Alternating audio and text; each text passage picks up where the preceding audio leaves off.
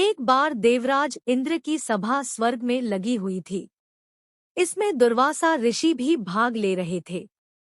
जिस समय सभा में विचार विमर्श चल रहा था, उसी समय सभा के मध्य ही पुंजिकस्थली नामक इंद्रलोक की अप्सरा बार बार इधर से उधर आ जा रही थी। सभा के मध्य पुंजिकस्थली का यह आचरण ऋषि दुर्वासा को अच्छा न लगा। दुर्वासा ऋषि अपने क्रोध के लिए प्रसिद्ध हैं। उन्होंने पुंजिकस्थली को कई बार टोक कर ऐसा करने से मना किया, लेकिन वह अनसुना कर वैसा ही करती रही। तो दुर्वासा ऋषि ने कहा, तुझे देवसभा की मर्यादा का ज्ञान नहीं।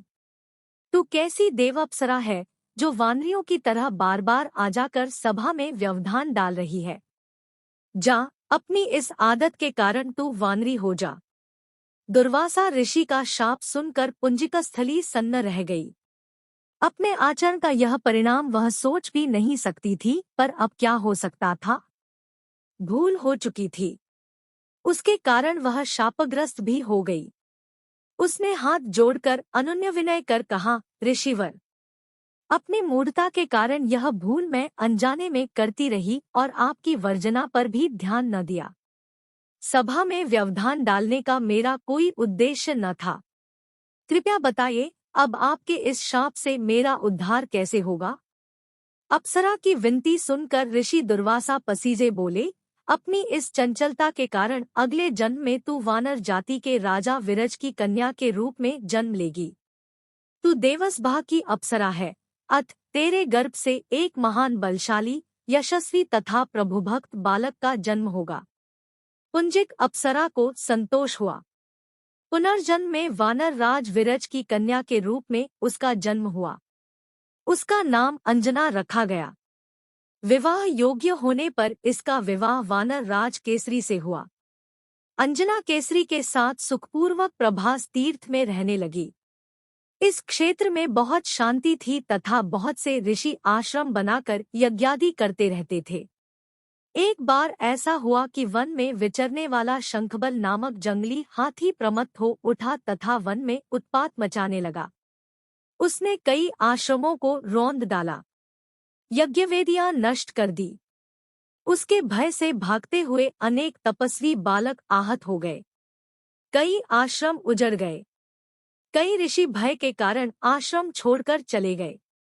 केसरी को जब शंखबल नामक हाथी के इस उत्पात का पता लगा तो वह आश्रम तथा आश्रम वासियों की रक्षा के लिए तत्काल वहां आए और शंखबल को बड़ी कुशलता से घेर कर उसके दोनों दांतों को पकड़कर उखाड़ दिया। पीड़ा से चिंघाड़ता हुआ वह हाथी वहीं धराशायी हो गया और मर गया।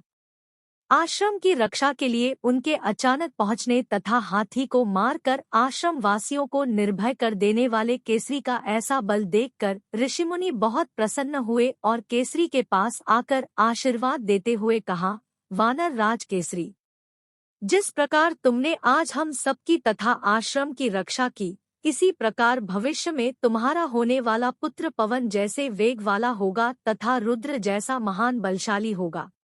तुम्हारे बल तेज के साथ साथ उसमें पवन तथा रुद्र का तेज भी व्याप्त रहेगा। केसरी ने कहा, ऋषिवरो, मैंने तो बिना किसी कामना के प्रमत्त हाथी को, जो किसी प्रकार वश में नहीं आ रहा था, मारकर आपकी इस यज्ञ भूमि को निर्भय किया है। आपका दिया यह स्वत आशीर्वाद मुझे शिरोधार्य है। केसरी ऋषियों को प्रणाम कर चले गए। समय आने पर अंजना के गर्भ से एक बालक का जन्म हुआ।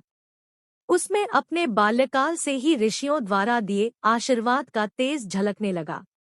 आश्रमों में वह पवन वेग की तरह जहां तहां पहुंच जाता।